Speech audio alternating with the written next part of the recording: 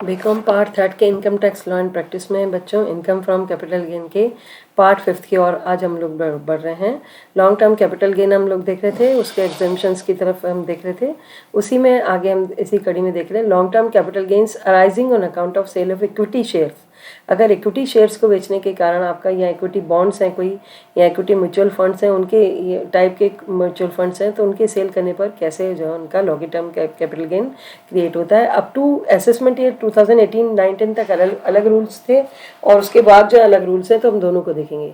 As per section 1038 इस पर लगता है कि लॉन्ग टर्म कैपिटल गेन में अगर इक्विटी शेयर्स हैं, इक्विटी लाइक के फंड्स हैं, तो उनको जो है टैक्स इस प्रकार से कंडीशन देख के लगाया जाएगा। The transactions of sale of equity shares और यूनिट जो है should be level to security transaction tax. उन पर जो है एससीटी टैक्स लगाया जाता है, सिक्योरिटी ट्रांजेक्शन टैक्स, तो वो इन पे लगाया जाना चाहिए। और short term long term capital asset की शर्त आपने देखी है, वो पूरी होनी चाहिए। Transfer should have taken place on और आफ्टर 1 अप्रैल 2004 के बाद में ट्रांसफर होना चाहिए।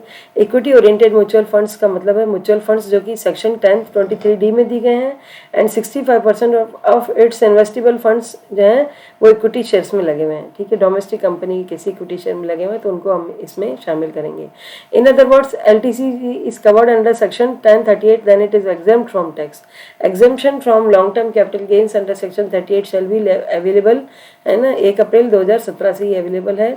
और इसको जो है अगर ये exemption for long term capital gains arising from transfer of listed securities है, तो सेक्शन 38 में इसको जो है लिया जाएगा, लेकिन इसको विड्रॉन कर दिया गया है 1 अप्रैल असेसमेंट 19-20 से इसको जो है विड्रॉन कर लिया गया है। और नया सेक्शन आया, इसमें 112A इंट्रोड्यूस किया गया है। 112A कहता है कि भाई जो है long term capital gains arising from transfer of an equity shares जो है उस पर 10% जो है टैक्स लगेगा।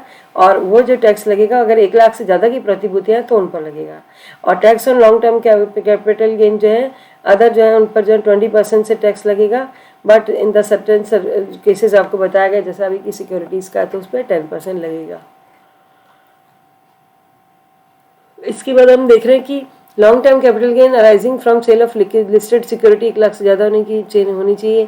और ये वाली सिक्योरिटीज इसके अंदर शामिल है, या तो रिकॉग्नाइज्ड एक्सचेंज बोर्ड की हों, है ना, लिस्टेड वाली सिक्योरिटीज़ हों, या UTI और म्यूचुअल फंड्स की यूनिट्स हों, या zero coupon bond security bonds होंगे, तो वो भी इसमें जो है शामिल किए गए हैं सिक्योरिटी एक्ट 1956 के अंतर्गत। The definition generally include shares है, स्क्रिप्स है, स्टॉक्स है, बॉन्ड्स है, डिबेंचर्स है, डिबेंचर स्टॉक्स है, मार्केटेबल सिक्योरिटीज, इनको इसमें शामिल किया गया है। अच्छा, 19-20 से इसका क्या रूल चलेगा लॉन्ग टर्म LTCG के बारे में, वो आप देखिए। फाइनेंस एक्ट 1918 जो इंसर्ट करता है 112A उसमें इंसर्ट की गई है, जो कि 19-20 में इंसर्ट की गई है। और इसमें नए सेक्शन में ये बात डाली गई है कि जो है इक्विटी शेयर्स जो होंगे टैक्सेबल होंगे 10% एक्सीडिंग 1 लाख से ज़्यादा के। और कंसेशनल रेट ऑफ 10% किस किस पे अप्लाई होगी, इक्विटी शेयर्स कंपनी की जिन पे कि एससीटी लग चुका हो या इक्विटी ओरिएंटेड फंड्स हों।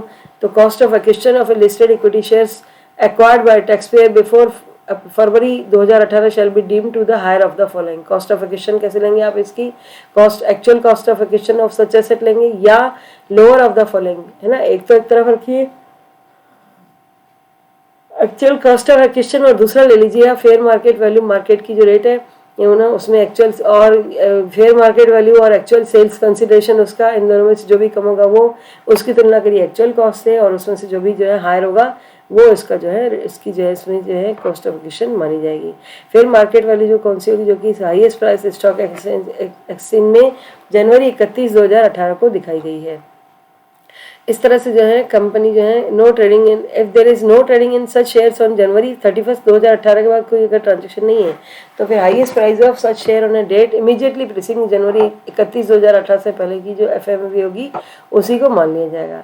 इन case where the capital asset is an equity share in a company which is not listed on a recognised stock exchange end of 31, 2018 but listed on the date of transfer, the cost of unlisted share as increase by the cost inflation index for the financial year 2017-18 shall be deemed to be its fair market value.